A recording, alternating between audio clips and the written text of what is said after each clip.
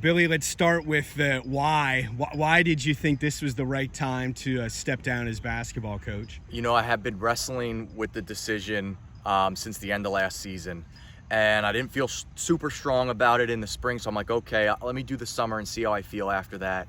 And, you know, I just wasn't feeling that normal passion, that normal let's get ready to go for this season that I feel a head coach should feel. And so, you know, I tell my players, play hard every single night. I knew I couldn't commit 100% to another season. And, you know, that just made me know that it was time. Would you say it was more that not having the fire or family obligations now, or combination? Both. Yeah, both. Obviously, being the AD, you work a lot of hours anyway. So coaching on top of that adds more.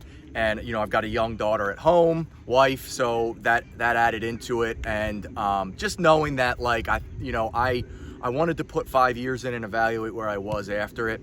I'm proud of what we did in 5 years, and I'm content with it. And that made it okay for me to walk away.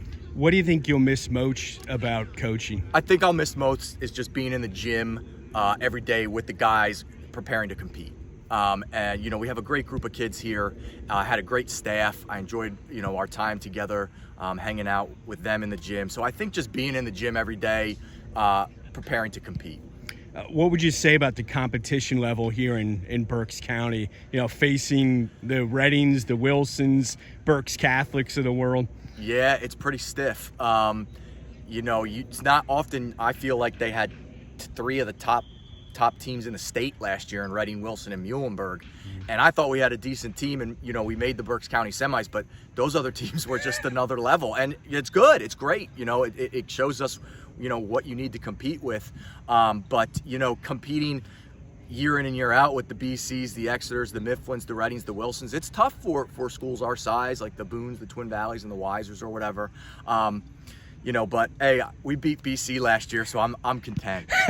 And I'll tell Snip that. You know, he pays a lot of attention to my interviews. He's gonna hear that, but you're not gonna have to coach against him. No, so that'll be somebody else's problem. That's right. What are you looking for? What qualities will you be looking for in the next head basketball coach? You know, I think just someone who wants to devote the time and energy into building a program 7th through 12th. And even, you know, incorporating the youth, someone that's passionate about the sport, passionate about coaching kids, and is in it for the right reasons. We love wins and things here, but we want to make sure that they're in it for, you know, building the program, giving them a great experience, and you know, preparing them for the future. Logan Klitsch is someone football fans are familiar with, but he also helped out your basketball team. What can you say about Logan, not just as an athlete, but a person as well? One of the best character kids I've ever come across in the 13 years that I've been involved coaching high school basketball and athletics. He's a great leader on the field, on the court, off of it as well. And I think you can see that with him getting into Dartmouth, which is an awesome opportunity for him. I think he makes the younger kids want to get better and compete. And the one thing I'll say about Logan is he gives 100% every single day, every single play, and you can't ask for more than that. What do you think about the merger coming up next year in football with Berks joining the Lancaster-Lebanon League? I think it was good for our league as a whole. I think it's going to be great because every week's going to be a tough game for every school. And you're not going to have to worry about our league was struggling to fill, you know, non-league weeks because we had so few teams that we had random buys in week 7, 8, 9, or 10.